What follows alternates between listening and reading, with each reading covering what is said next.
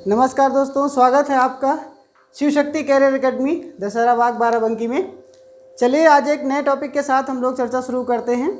और जैसा कि आपको मालूम है कि ज्योग्राफी के ही लेक्चर मैं ले रहा हूँ, बाकी अलग अलग सब्जेक्ट के अलग सर लोग हैं। तो आज जो टॉपिक हम लोग डिस्कस करने वाले हैं बाकी के टॉपिक्स की तरह वो भी बहुत ही महत्वपूर्ण टॉपिक है और लगभग सभी कॉम्पिटिटिव एग्ज़ाम के लिए इम्पोर्टेंट माना जाता है।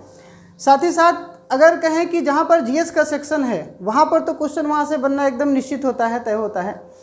और आज का टॉपिक क्या है उसकी बात कर लेते हैं। तो आज हम लोग डिस्कस करने वाले हैं अर्थ के एटमॉस्फेयर के बारे में, यानी कि पृथ्वी के वायुमंडल के बारे में। पृथ्वी के वायुमंडल से संबंधित क्या क्या क्वेश्चन बनते हैं। वैसे टॉपिक तो ये बहुत ज़्यादा ब्रॉड है, लेकिन फ़िलहाल इसको हम लोग एग्ज़ाम के पॉइंट ऑफ व्यू से, यानी कि एग्ज़ाम को देखते हुए, हर कॉम्पिटिटिव एग्ज़ाम को देखते हुए मैक्सिमम जो क्वेश्चन यहाँ से बनते हैं उसको हम लोग इसमें शामिल करेंगे आज की चर्चा में। और बाकी बहुत सारी चीज़ें ऐसी हैं जहाँ से क्वेश्चन नहीं बनता है, लेकिन वो भी इसी टॉपिक से रिलेटेड हैं। तो इसमें हम लोगों को क्या करना है, किसी भी टॉपिक की बात करें तो एकदम संपूर्ण अध्ययन आपको उसका नहीं करना रहता है, बस जो महत्वपूर्ण बातें हैं एग्ज़ाम के लिए इम्पॉर्टेंट होती है उनकी चर्चा करनी रहती है। तब चलिए शुरुआत करते हैं। आज का टॉपिक है पृथ्वी का वायुमंडल।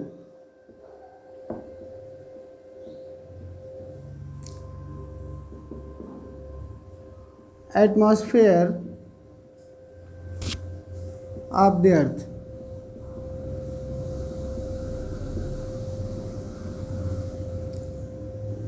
पृथ्वी का वायुमंडल। तो सबसे पहले तो यही बात कर लेते हैं कि एटमॉस्फेयर क्या होता है, वायुमंडल क्या होता है। तो बहुत सारे ग्रह हैं जिनका अपना वायुमंडल है, कई उपग्रह बहुत सारे हैं जिनका अपना वायुमंडल नहीं है ना। तो इसमें बात करते हैं, जैसे मंगल पे वायुमंडल है लेकिन बुध पे वायुमंडल नहीं है। तो वायुमंडल होता क्या है, वायुमंडल क्या है या एटमॉस्फेयर क्या है। तो ये गैसों की एक परत होती है, गैसों की एक लेयर होती है।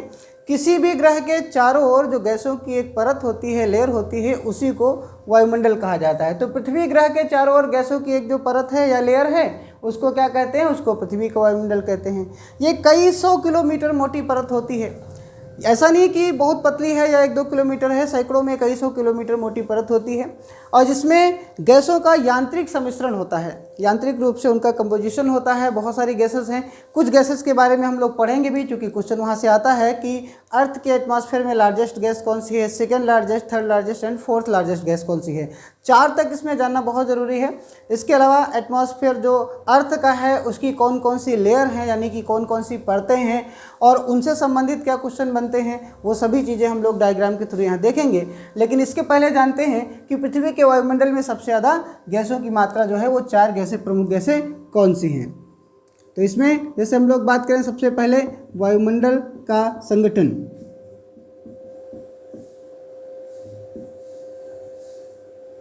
वायुमंडल का संगठन, कंपोजिशन ऑफ एटमॉस्फेयर।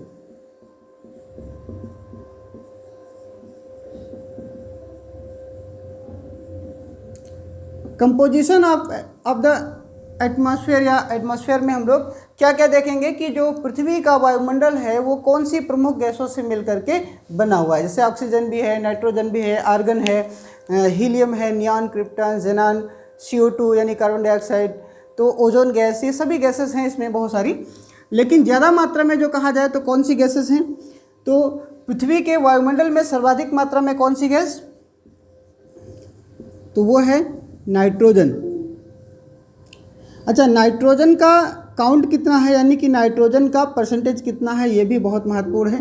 तो ये अप्रॉक्सीमेटली 78%, यानी कि 78%। अगर कहा जाए कि लार्जेस्ट गैस कौन सी है अर्थ के एटमॉस्फेयर में, तो कौन सी होगी, नाइट्रोजन होगी। ये भारी गैसेस में आती है। दूसरे नंबर पर अगर कहा जाए तो जो गैस है वो है ऑक्सीजन। ऑक्सीजन लगभग में 21%, 20.8 के आसपास है, लेकिन उसको हम लोग लगभग 21% आसपास देखते हैं। तीसरी जो है लार्जेस्ट गैस वो है आर्गन। आर्गन का काउंट कितना है, तो 0.93% है।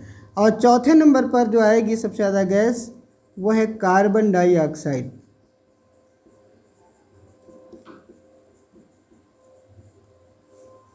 0.03%। या 3-6% भी कह सकते हैं। तो 0.03% कौन सी है? कार्बन डाइऑक्साइड है, यानी कि CO2 गैस है। कार्बन डाइऑक्साइड गैस का होना भी बहुत ही महत्वपूर्ण है, इसका भी अपना रोल है। पृथ्वी के तापमान को नियंत्रित रखने में ये ग्रीन हाउस गैस मानी जाती है। लेकिन अगर इसकी मात्रा अधिक होगी, अगर इसकी मात्रा बढ़ेगी तो समस्याएं भी होंगी, यानी कि तापमान को नियंत्रित करती है। तापमान को बढ़ाने वाली गैसेस जो है वो ग्रीन हाउस गैसेस कहलाती हैं। तो अगर CO2 की मात्रा और बढ़ती है तो पृथ्वी के तापमान में भी वृद्धि होने की प्रबल संभावना रहेगी। अब क्वेश्चन यहाँ से कैसे कैसे बनता है, कभी कभी तो ये क्वेश्चन आ जाता है कि यही 4 ऑप्शन होंगे और पूछा जाएगा कि पृथ्वी के वायुमंडल में दूसरी सर्वाधिक मात्रा में पाई जाने वाली गैस कौन सी है, या फिर तीसरी सर्वाधिक मात्रा में। कभी कभी ऐसे क्वेश्चन आ जाता है जैसे यहाँ पे नाइट्रोजन आपको ना मिले, एक ऑप्शन में यहाँ पे क्या कर दे, हाइड्रोजन कर दे, ठीक है, हाइड्रोजन कर दिया, नाइट्रोजन नहीं लिखा। बाकी दूसरा ऑप्शन ये हो गया, तीसरा हो गया, चौथा ये हो गया। हाइड्रोजन को लिख दिया और नाइट्रोजन को थोड़ी देर के लिए भूल जाइए। अब उसमें पूछा कि पृथ्वी के वायुमंडल में सर्वाधिक गैस कौन सी है। अब देखो नाइट्रोजन तो सबसे ज़्यादा मात्रा में है, लेकिन नाइट्रोजन चूंकि ऑप्शन में नहीं है तो जो दूसरे नंबर पर सबसे ज़्यादा है वो ऑक्सीजन हो जाएगा। कभी कभी क्वेश्चन ऐसे आता है। दूसरा प्रश्न यहाँ से बनता है कि पृथ्वी के वायुमंडल में 99% कौन सी गैसों का कंपोजिशन है, तो आप इसको ऐड कर लीजिए, ये आपका 99% हो गया। यानी कि नाइट्रोजन और ऑक्सीजन, यही 2 गैसेस पृथ्वी के वायुमंडल में 99% पार्ट कौन सी गैसेस का है, तो नाइट्रोजन और ऑक्सीजन का है। CO2 का भी कभी कभी पूछ लिया जाता है, कभी कभी ये तो परसेंटेज भी आ जाता है। इसलिए 4 तक अगर आप याद रखेंगे तो यहाँ से कोई भी क्वेश्चन आपका मिस होने वाला नहीं है। अब थोड़ा सा इसमें देखते हैं कि नाइट्रोजन का क्या रोल है अर्थ के एटमॉस्फेयर में। क्योंकि सांस में हम लोग सांस लेते हैं तो उसमें ऑक्सीजन गैस को लंग्स में या फेफड़ों में ऑब्जर्व किया जाता है, फिर वो ब्लड में पहुंचता है। लेकिन ऐसा नहीं है कि जो 21% ऑक्सीजन हम लोग सांस के साथ खींचते हैं वो 21 का 21% ऑब्जर्व हो जाता है, ऐसा बिल्कुल नहीं। इसका कुछ 2-3% ही, या बहुत नॉमिनल कह सकते हैं 21% का हम लोग ऑब्जर्व करते हैं। बाकी जब श्वसन क्रिया में दोबारा सांस छोड़ते हैं तो उसमें फिर छोड़ देते हैं। जब सांस लेते हैं तो सभी गैसेस जाएंगी, नाइट्रोजन भी जाएगी, ऐसा नहीं कि केवल ऑक्सीजन। तो नाइट्रोजन भी जाएगी, ऑक्सीजन, जितनी भी वायुमंडल में गैसें होंगी हानिकारक होंगी तो हानिकारक भी जाएंगी। लेकिन हम लोगों के फेफड़ों को किसकी आवश्यकता है, ऑक्सीजन की, चूँकि ब्लड में इसको भेजना। नाइट्रोजन का काम क्या होता है, नाइट्रोजन का भी अपना बहुत रोल है। भले सांस में इसको हम लोग ऑब्जर्व नहीं करते हैं, लेकिन नाइट्रोजन का रोल है, ये क्या करते हैं, ऑक्सीजन को ये डाइल्यूट कर देती है, तनु करती है। और इसकी वजह से क्या होता है कि आग पे नियंत्रण किया जा सकता है। अगर नाइट्रोजन ना हो तो ये संभावना है कि ऑक्सीजन तो ज्वलनशील गैस है और इसके कारण से आग पे नियंत्रण करना मुश्किल हो जाएगा। साथ ही साथ पेड़ पौधों में जो प्रोटीन का निर्माण होता है उसमें भी नाइट्रोजन का अहम रोल होता है। बाकी ऑक्सीजन तो आप जानते हैं कि जीवन के लिए बहुत ज़्यादा आवश्यक है, ठीक, जो हमें पेड़ पौधों से भी मिलती रहती है। कार्बन डाइऑक्साइड की मात्रा भी पृथ्वी के ताप को नियंत्रित करने के लिए होनी चाहिए, लेकिन निश्चित मात्रा होनी चाहिए। अधिकता होगी तो तापमान बढ़ जाएगा। तो ये सारे क्वेश्चन यहाँ से बनते हैं जो कि इसके गैस के काउंट से पूछे जाते हैं, कंपोजिशन ऑफ एटमॉस्फेयर से पूछे जाते हैं। अब आगे इसमें हम लोग बात करने वाले हैं कि पृथ्वी के वायुमंडल की कौन कौन सी परतें हैं। 2 बड़ी परतें हैं और उसी के अंतर्गत 5 छोटी परतें आती हैं।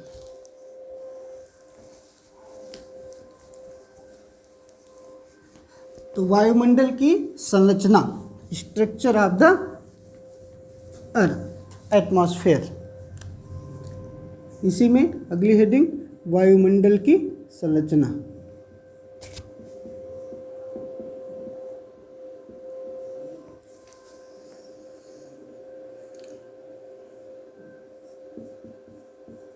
Structure of the atmosphere, atmosphere.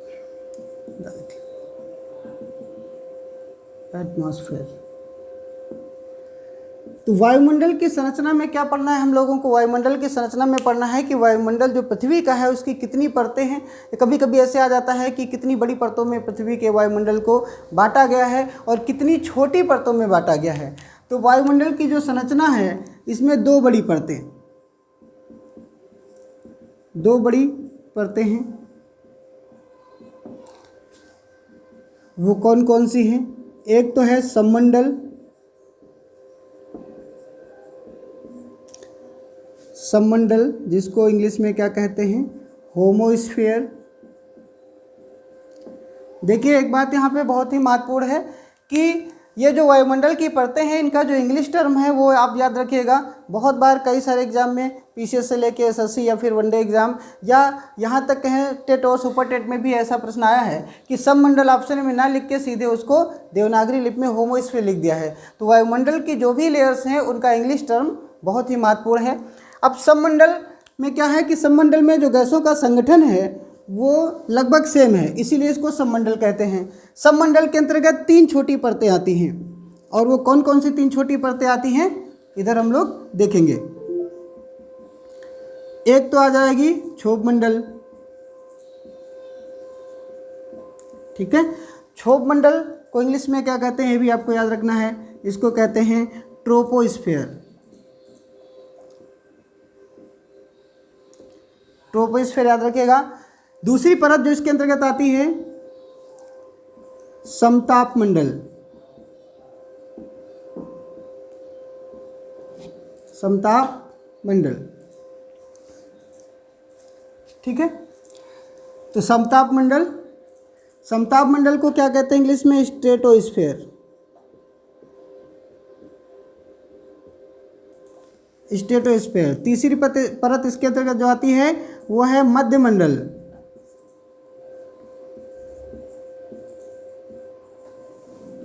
इसको कहते हैं मेसोस्फीयर। अब देखिए ये जो मध्य मंडल है यानी कि मेसोस्फीयर, ये तो इंग्लिश टर्म शायद कभी पूछा जाए, बहुत कम आता है, लेकिन ट्रोपोस्फीयर और स्ट्रेटोस्फीयर ये दोनों ज़्यादा आते हैं, तो इसको आपको जरूर याद रखना है। अभी बताएंगे क्वेश्चन यहाँ पे कैसे आएगा। तो 2 बड़ी परतों में एक तो हो गई जो बड़ी परत है सबमंडल है, और दूसरी बड़ी परत जो है उसको कहते हैं विषम मंडल। विषम मंडल को इंग्लिश में कहते हैं हेट्रोस्फीयर। क्या कहते हैं इसको, हेट्रोस्फीयर। विषम मंडल के अंतर्गत 2 छोटी परतें आती हैं। सबमंडल में 3 छोटी परतें हैं जिसको क्या कहते हैं, पहली है क्षोभ मंडल, दूसरी समताप मंडल और तीसरी मध्य मंडल है। और विषम मंडल में टोटल छोटी हमने 5 बताई थी, तो 2 इसमें, और एक तो हो गई आयन मंडल जो विषम मंडल के अंतर्गत आती है, इसको कहते हैं आयनोस्फीयर। और जो 5वीं छोटी परत विषम मंडल के अंतर्गत ही है वो है बहिर्मंडल या बाह्य मंडल। अभी इसको हम लोग डायग्राम के थ्रू भी देखेंगे। इसको बहिर्मंडल या वायुमंडल, इंग्लिश में इसको एक्सोस्फीयर कहा जाता है। तो अगर क्वेश्चन आए कि पृथ्वी के वायुमंडल की कितनी बड़ी परतें हैं, किन 2 बड़ी परतों में बांटा गया है, तो उसका जवाब होगा सबमंडल और विषम मंडल, यानी कि होमोस्फीयर और हेट्रोस्फीयर। अगर ये पूछा जाए कि पृथ्वी के वायुमंडल को कितनी छोटी परतों में बांटा गया है, तो उसका जवाब क्या होगा, 3 तो ये हो गई और 2 ये हो गई, यानी कि 5 छोटी परतें हैं। अब इनमें क्वेश्चन आता है कि सबसे निचली परत कौन सी है, फिर उसके ऊपर कौन सी, स्टेप बाय स्टेप भी हम लोग देखेंगे क्रम, क्योंकि वैसा भी क्वेश्चन पीसीएस वगैरह में बन सकता है। तो पहली बात ये 2 बड़ी परतें 5 छोटी परतें। अगला क्वेश्चन यहाँ से कैसे बनता है, जैसे ये ऑप्शन दे दिया, ए ऑप्शन हो गया, बी ऑप्शन हो गया, सी ऑप्शन हो गया, और यहाँ पर डी ऑप्शन लिख दिया, ठीक, ए बी सी और डी, ठीक, ये 4 ऑप्शन हो गए। क्वेश्चन क्या है, पूछेगा निम्नलिखित में से कौन सी परत, निम्नलिखित में से कौन सी परत सबमंडल के अंतर्गत नहीं आती है। तो सबमंडल के अंतर्गत ये ए बी सी ये 3 यहाँ पे लिखी आती है, कौन सी नहीं आती है, आयन मंडल नहीं आती है, ठीक। या ऐसे यही ऑप्शन है, क्वेश्चन दूसरा बन सकता है कि निम्नलिखित में से कौन सी परत विषम मंडल के अंतर्गत आती है। अभी क्या था, सबमंडल के अंतर्गत नहीं आती है, अब क्या पूछा, विषम मंडल के अंतर्गत आती है। तो विषम मंडल के अंतर्गत कौन सी आती है, आयन मंडल आ जाएगी। बाकी ये जो 3 हैं वो किस में है, सबमंडल। तो इस टाइप में भी क्वेश्चन बनने की प्रबल संभावना है। आपको ये देखना है कि उस टॉपिक से मैक्सिमम क्वेश्चन कैसे बन सकते हैं और क्या क्या बन सकते हैं। इन चीज़ों पर अगर आप काम कर लिए तो कभी आपको नहीं लगेगा कि ये नया क्वेश्चन आ गया। नया क्वेश्चन कब लगता है, जैसे पिछले साल जो क्वेश्चन पूछे गए हम लोगों ने सॉल्व कर लिया, और क्या क्वेश्चन उस पर बन सकता है, पॉसिबिलिटी पे डिस्कशन नहीं करते हैं, पॉसिबिलिटी पे नहीं सोचते हैं, इसीलिए लगता है कि वो क्वेश्चन नया आ गया। हालांकि नया नहीं था, सब कुछ है यहीं से। अगर आपने समझ के पढ़ा है तो नया क्वेश्चन भी आप सॉल्व कर लोगे। लेकिन अगर ये आपको नहीं पता है कि सममंडल के अंतर्गत कौन कौन सी लेयर आती हैं, विषम मंडल के अंतर्गत कौन कौन सी लेयर या परतें आती हैं, तब आपके लिए क्वेश्चन मुश्किल होगा। और वही लोग कहते हैं कि ये नया क्वेश्चन आ गया, तो ऐसा बिल्कुल नहीं, टॉपिक वही रहता है, बस वो नए तरीके से थोड़ा सा आपको सोचना है कि कैसे क्वेश्चन बन सकता है। ठीक है, तो ये परतें हो गई। अब इसका हम लोग डायग्राम देखेंगे, और डायग्राम में हाँ एक बात आपको और बता दें, कभी कभी आ जाता है कि ताप मंडल, तो जो ये विषम मंडल है इसी का दूसरा नाम क्या है, इसी का दूसरा नाम है ताप मंडल, जिसको क्या कहते हैं, ताप मंडल को इंग्लिश में क्या कहेंगे, थर्मोस्फेयर। ठीक है, थर्मल से ताप बना हुआ है। तो अगर कहा जाए कि कौन सी परत को तापमंडल के नाम से भी जाना जाता है, तो विषम मंडल वाली जो परत है उसको कहा जाता है। ठीक है, तो चलिए हो गया। अब इसमें हम लोग एक डायग्राम देखेंगे इसी टॉपिक में, और डायग्राम से मैक्सिमम क्वेश्चन को समझने का प्रयास किया जाएगा।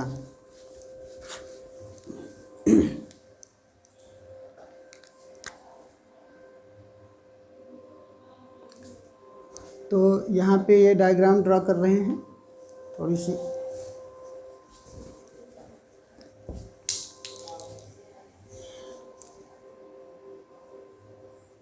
ये, वैसे तो पृथ्वी का आकार जो है वो गोलाव है, तो कुछ इस तरीके से परतें बनेंगी गोलाई में, लेकिन इसको समझने के लिए हम लोग ऐसे डायग्राम डिस्कस करते हैं। ठीक है, चलिए अब इस डायग्राम के थ्रू हम लोगों को क्या देखना है, डायग्राम के थ्रू ये देखना है कि कौन सी परत सबसे नीचे है, कौन सी परत उसके बाद है, और उनका सारा जो क्रम, साथ ही साथ और भी यहाँ से संभावित प्रश्न। तो एक परत ये हमने बना दिया, दूसरी परत ये बना दिया, छोटी परतों की बात हो रही है, तीसरी परत ये हो गई, और चौथी परत ये हो गई, 1 2 3 4 और 5। ठीक है, ये परत कौन सी है, इसको कहेंगे क्षोभ मंडल। क्षोभ मंडल जो है वायुमंडल की सबसे निचली परत है, यानी हम लोग पृथ्वी पर हैं और पृथ्वी से ऊपर जैसे जा रहे हैं, तो कौन सी परत में जा रहे हैं, सबसे पहले जाएंगे क्षोभ मंडल में जाएंगे, ट्रोपोस्फीयर में जाएंगे। अब बात आती है कि क्षोभ मंडल की ऊंचाई कितनी है, तो क्षोभ मंडल की ऊंचाई ये इस तरफ 18 किलोमीटर, ये क्या होगा, विषुवत रेखा।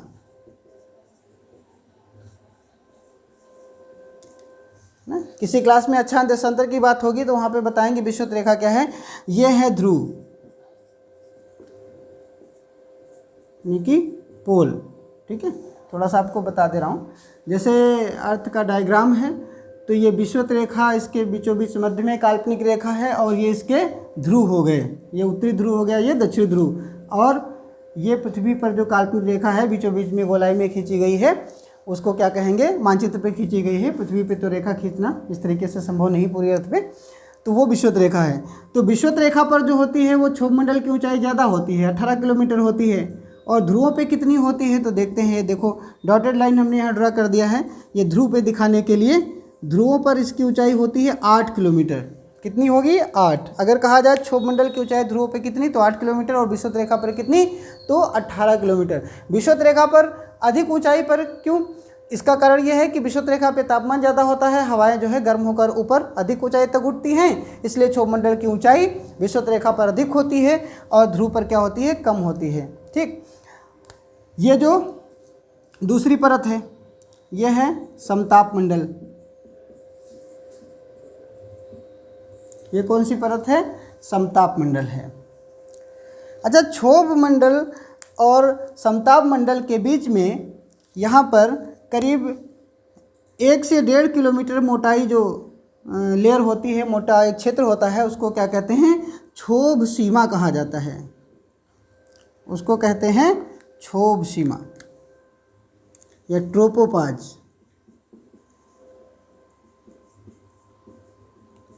क्षोभ सीमा या ट्रोपोपाज। ठीक, अगर पूछ लिया जाए कि क्षोभ सीमा किन दो परतों के मध्य में है, तो क्षोभ मंडल और समताप मंडल। ऐसे ही यहाँ पर जो जैसे क्षोभ सीमा ट्रोपोपॉज है, वैसे समताप मंडल और मध्य मंडल के बीच में जो है वो क्या होती है, समताप सीमा होती है, यानी कि स्ट्रेटोपॉज होता है। यहाँ पर क्या होगा, स्ट्रेटोपॉज, स्ट्रेटोपॉज, ठीक। तो ये क्या है, समताप मंडल है। समताप मंडल को इंग्लिश में क्या कहते हैं, अभी बताए थे, स्ट्रेटोस्फीयर कहा जाता है, ठीक है। अच्छा, यहाँ पे कौन कौन सी घटनाएं क्षोभ मंडल में, जैसे यहाँ पे एक डायग्राम में बना दे रहा हूँ बादल का, है ना। तो ये क्या है, क्लाउड है, क्लाउड यानी कि बादल, ठीक।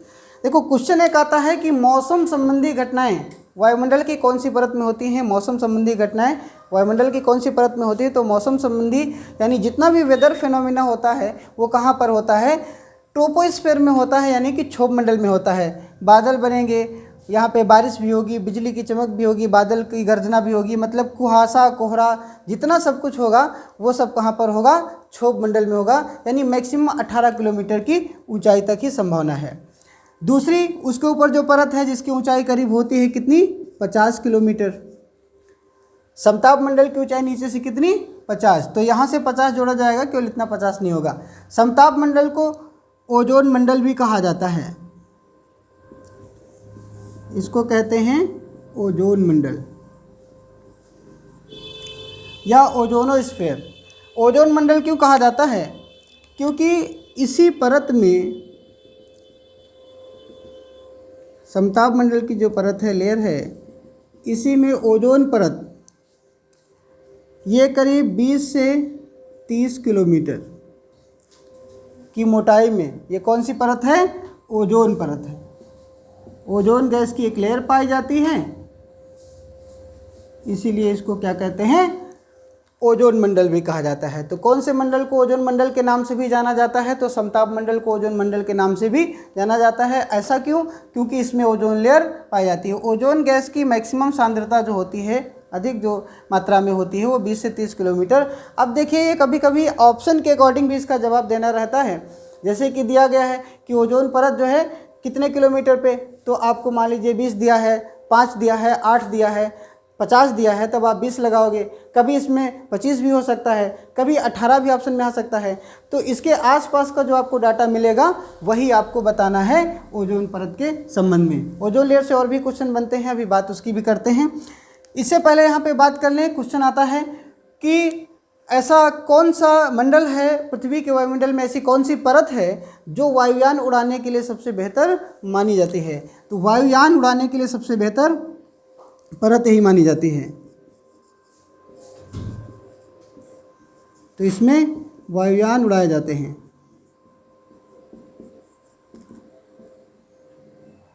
ठीक है, तो वायुयान, यहाँ तो भाई जो एयरपोर्ट है, यहाँ पे हवाई पट्टी बनी हुई है, वायुयान उड़ेगा तो यहीं से, लेकिन यहाँ से सीधे जा करके जब इस परत में पहुँचता है तो पैरेलल क्या होता है, मूव करने लगता है, उड़ने लगता है, उसके ऊपर नहीं जाएगा। दूसरी बात, क्षोभ मंडल में वायुयान क्यों नहीं उड़ाए जा सकते, तो इसका कारण ये है कि यहाँ मौसम संबंधी घटनाएँ होती हैं, और जब भी मौसम ख़राब होता है तो बहुत सारे स्थानों पर, बहुत सारे देशों में आप देखते हैं कि जो फ़्लाइट है वो कैंसिल कर दी जाती है, क्योंकि नेटवर्किंग में रडार सिस्टम में डिफ़ॉल्ट आने लगती है, मतलब वो सही से चीज़ों को नोटिस नहीं कर पाता है।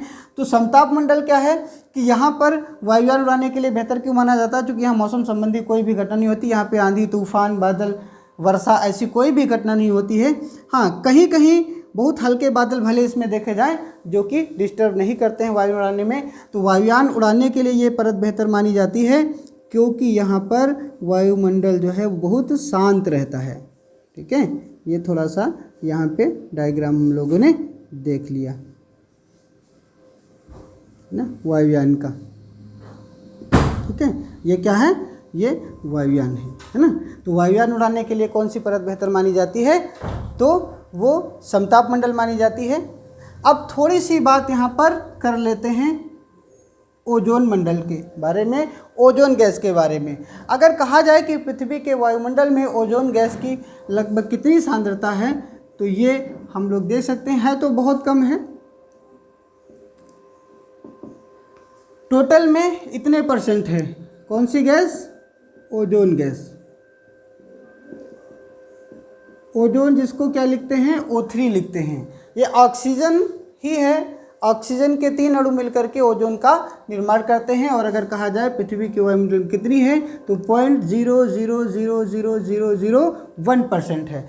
वैसे अगर ये निचले वायुमंडल में रहे, क्षोभ मंडल में रहे तो ये नुकसान पहुंचाएगी क्योंकि ये विषैली गैस मानी जाती है। लेकिन यहाँ पर इसका बहुत बड़ा रोल है। समताप मंडल में होने के कारण इसका फ़ायदा क्या है, इसके पहले जान लेते हैं कि ओजोन गैस की जो लेयर है उसका काम क्या है ना। तो ओजोन गैस की जो परत है, ओजोन परत या ओजोन मंडल जो यहाँ पे हम लोग बात कर रहे थे इसकी, तो ओजोन गैस की परत ये क्या करती है, सूर्य से आने वाली पराबैंगनी किरणें जो हैं, हानिकारक पराबैंगनी किरणें, अल्ट्रावायलेट रेज जिसको क्या कहा जाता है, अल्ट्रा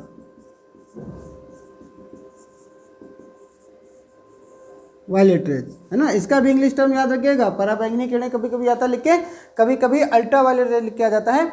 तो सूर्य से आने वाली हानिकारक अल्ट्रा वायलेट रेज या पराबैंगनी हानिकारक पराबैंगनी किरणें वो किसके द्वारा रोकी जाती है, ओजोन परत के द्वारा, ओजोन गैस के द्वारा रोक ली जाती हैं। और इनका लगभग 99%, अल्ट्रा वायलेट रेज का लगभग 99% हिस्सा, जब ये लेयर पतली हो जाती है, पतली होती है तो ये कम रोक पाएगी।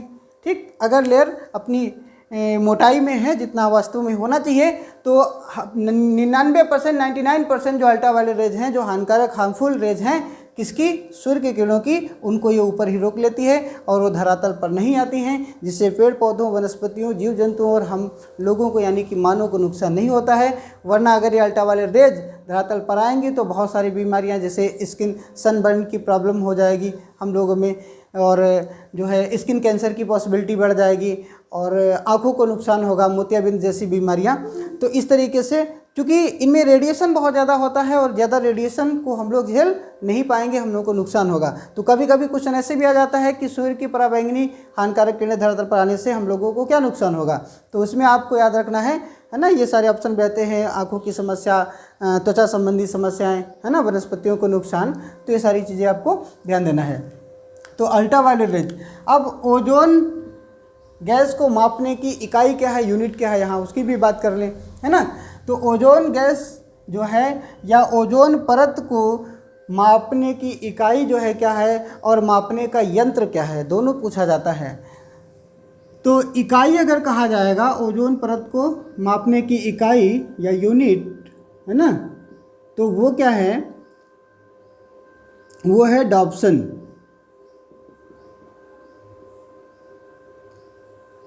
क्या है, डॉप्सन, है ना।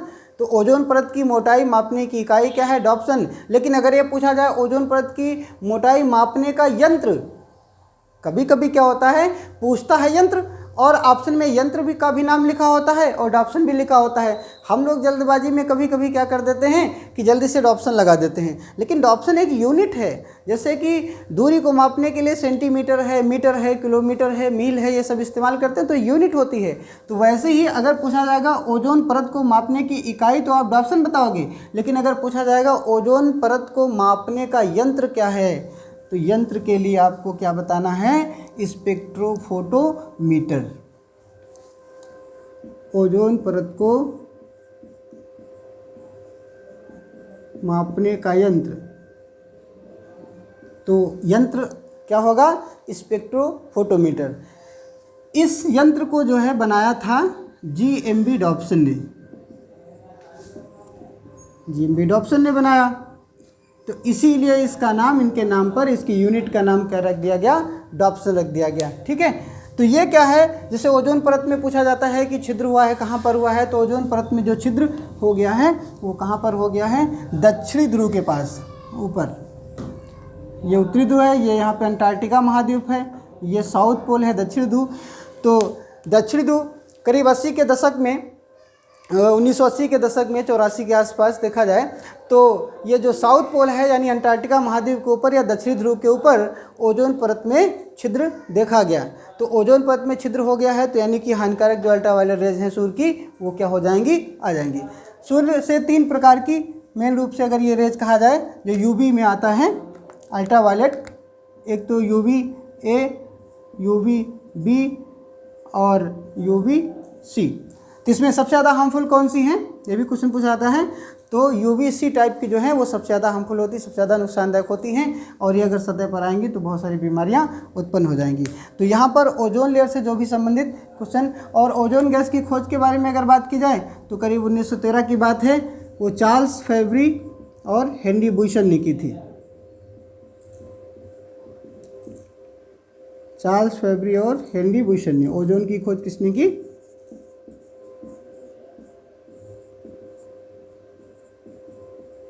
तो ये दो नाम कभी कोई पूछ ले जाते हैं। 1913 में चार्ल्स फेब्री और हेनरी बुशन ने की। ठीक, तो चलिए अब आगे बढ़ते हैं। इसके आगे जो और परत है उसकी बात करते हैं। ये परत कौन सी है?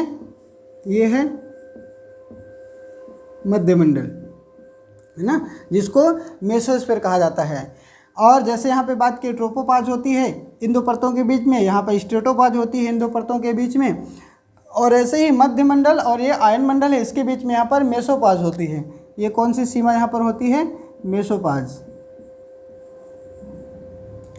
या मध्य सीमा कह सकते हैं। ठीक है, यहाँ पे बहुत ही महत्वपूर्ण बात आपको याद रखना है, वो क्या है? पहली बात कि पांचों जो परतें हैं वायुमंडल की, इसमें सबसे ठंडी परत कौन सी है? तो सबसे ठंडी परत यही है, मध्यमंडल। वायुमंडल की पांचों परतों में सबसे ठंडी परत है। साथ ही साथ क्वेश्चन आया कि उल्का पिंड जलकर कौन सी परत में नष्ट हो जाते हैं? तो वो यही परत है जिसमें उल्का पिंड जल के नष्ट हो जाते हैं।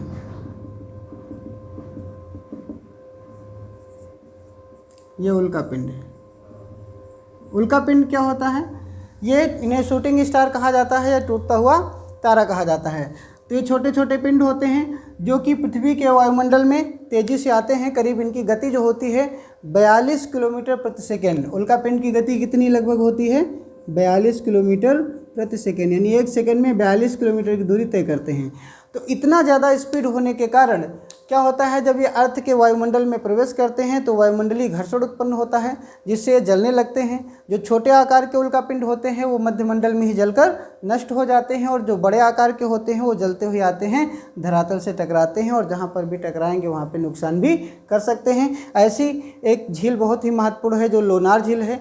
भारत के महाराष्ट्र राज्य में बुल्दाना डिस्ट्रिक्ट है, तो बुल्दाना डिस्ट्रिक्ट में लोनार झील है, वो उल्का पिंड से निर्मित झील मानी जाती है। भविष्य में कभी उल्का पिंड ऐसे ही गिरा था।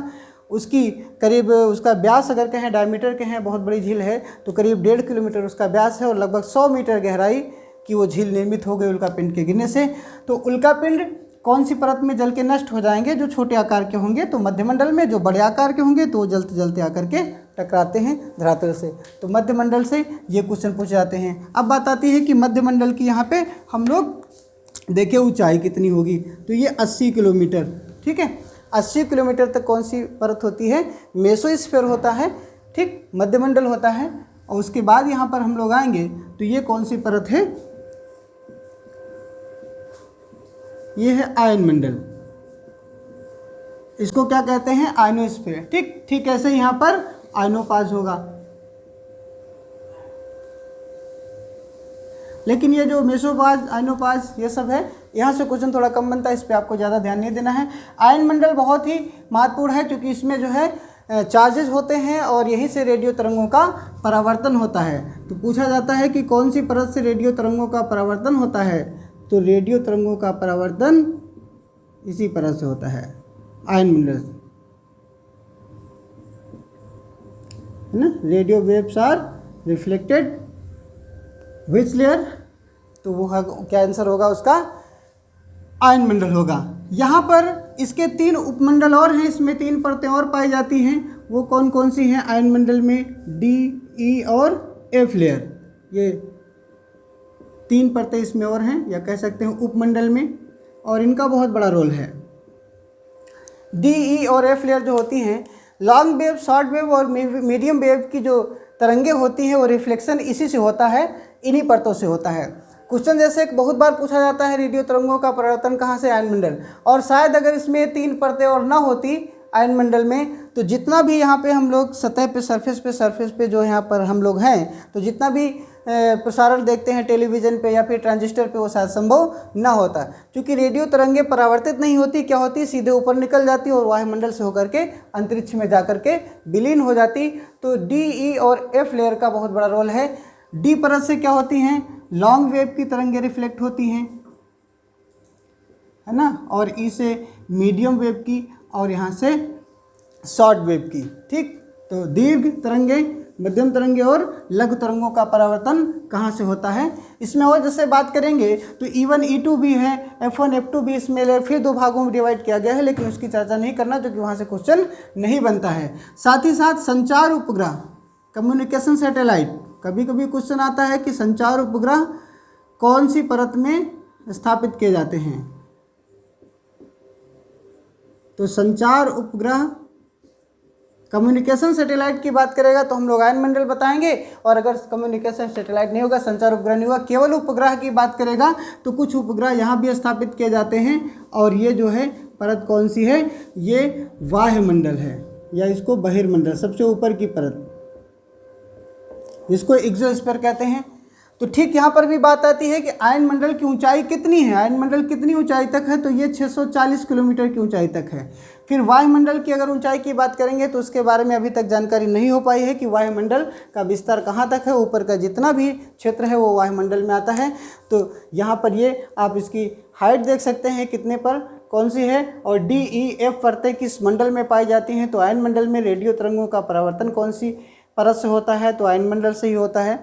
और साथ ही साथ संचार उपग्रह या कम्युनिकेशन सैटेलाइट किस में स्थापित किए जाते हैं, तो वो कहाँ पर स्थापित किए जाएंगे, यहीं पर। ठीक है, तो ये चीज़ें यहाँ पे बहुत ही महत्वपूर्ण क्वेश्चन बनते हैं। अगर कहीं यहाँ क्वेश्चन आए कि पृथ्वी के वायुमंडल की जो परतें हैं उनका नीचे से ऊपर का क्रम बताइए, तो क्रम क्या बताओगे, सबसे नीचे क्षोभ मंडल, उसके बाद समताप मंडल, उसके बाद मध्य मंडल, फिर आयन मंडल, और उसके बाद क्या होगा, बहिर्मंडल। कभी कभी ऑप्शन में इस तरीके से दिए भी सकते हैं, एक यहाँ पे लिखा क्षोभ मंडल, समताप मंडल, मध्य मंडल, आयन मंडल, ठीक, और फिर आयन मंडल कर दिया, इस तरीके से आगे पीछे कर दिया, और पूछेगा कि सही क्रम बताइए। तो ये क्वेश्चन थोड़ा सा ठीक ठाक बनेगा, तो यहाँ पे पूछा जाएगा। दूसरी बात यहाँ पर आपको एक मैं बता दूँ कि क्षोभ मंडल में जब हम लोग ऊंचाई पे बढ़ते हैं तो तापमान में कमी आती जाती है, और कितना कमी आएगी, तो 165 मीटर जब ऊपर जाएंगे तो 1 डिग्री सेंटीग्रेड तापमान क्या होगा, कम होगा। अगर बात की जाए कि क्षोभ मंडल में ऊंचाई पर बढ़ते समय तापमान में वृद्धि होती है या कमी आती है, तो उसमें क्या होती है, कमी आती है। यानी 165 मीटर जाएंगे क्षोभ मंडल में ऊपर तो कितना तापमान कम होगा, 1 डिग्री सेंटीग्रेड कम होता जाएगा। कुछ यही वजह है कि यहाँ पर जो पर्वत हैं, पृथ्वी की सतह पे जो पर्वत हैं उन पर बर्फ़ जमे होने का एक ये भी कारण यहाँ पर हो सकता है।